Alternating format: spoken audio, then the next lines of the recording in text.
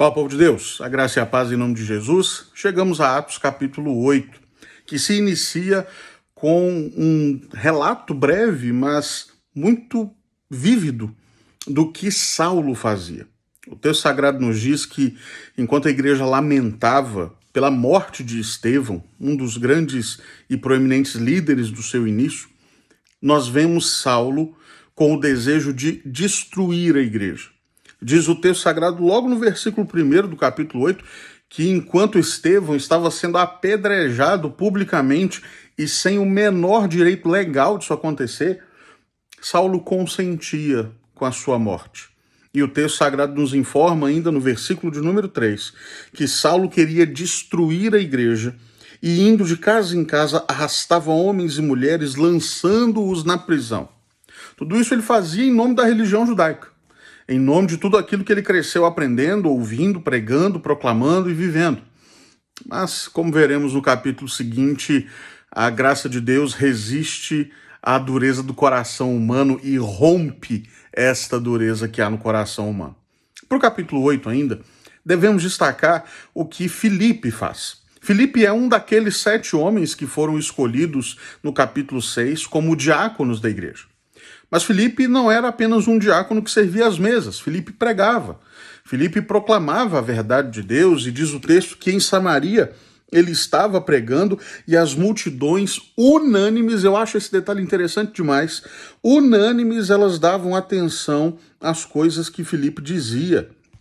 É muito interessante que a verdade do evangelho pregada no poder do Espírito para a glória de Deus atinge o coração humano de modo que uma multidão consegue ficar quieta para ouvir um homem de Deus falar.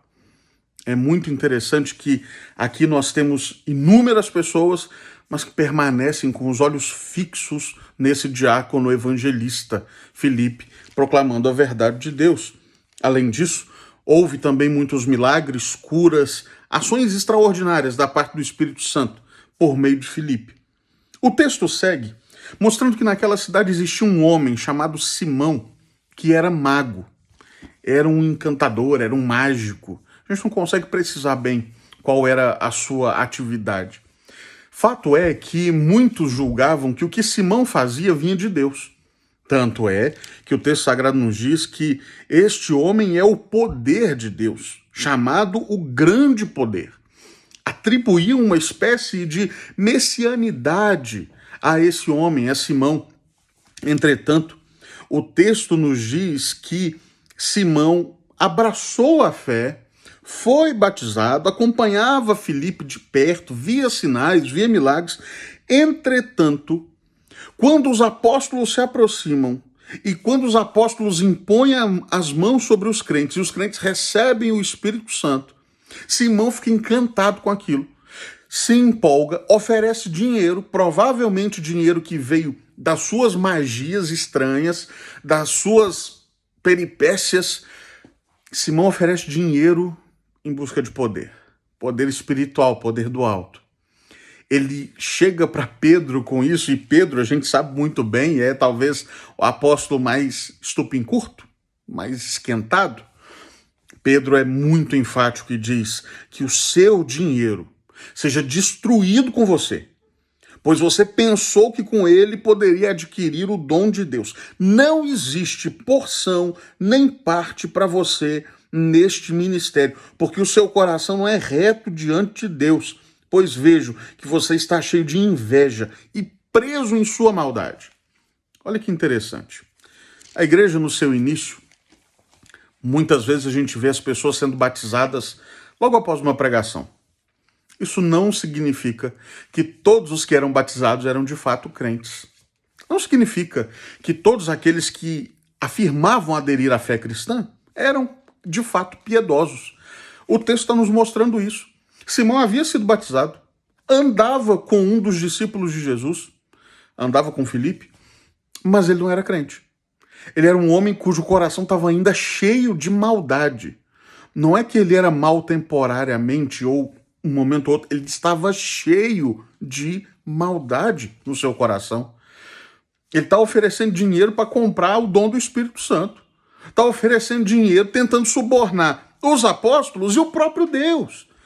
E muitos fazem isso hoje. Tem muita gente achando que Deus é subornável. Tem muita gente achando que uma oferta maior dá o direito de exigir a Deus alguma coisa. Tem muita gente achando que ofertar de maneira absurda, muitas vezes, torna Deus um escravo do ofertante.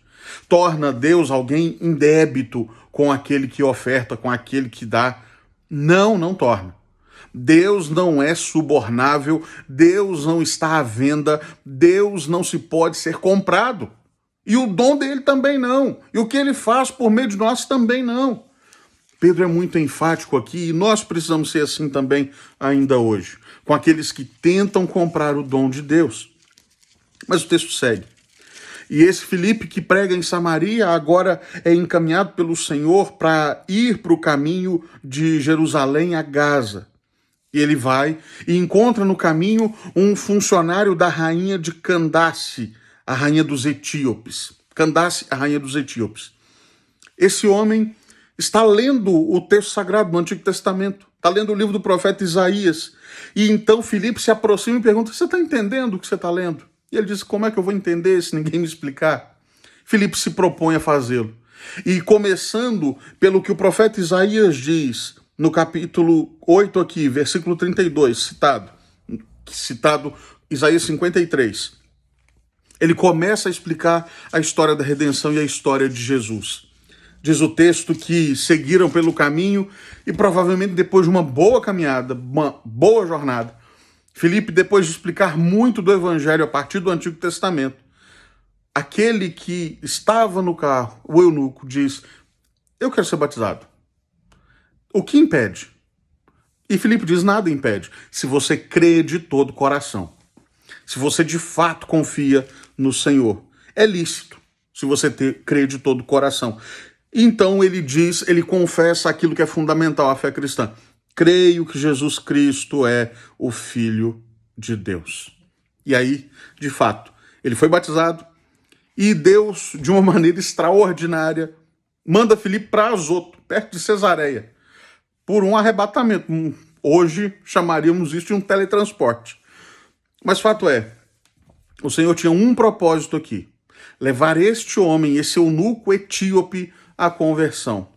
Nós não podemos precisar isso, mas é muito interessante que talvez esse tenha sido o primeiro convertido a Cristo Jesus na Etiópia. E aí então ele leva essa mensagem agora. O Senhor tem seus planos, tem seus propósitos e seus meios de fazer com que a sua palavra alcance lugares que nós jamais imaginamos. Portanto, o que nos cabe é pregar, proclamar a verdade eterna do Senhor.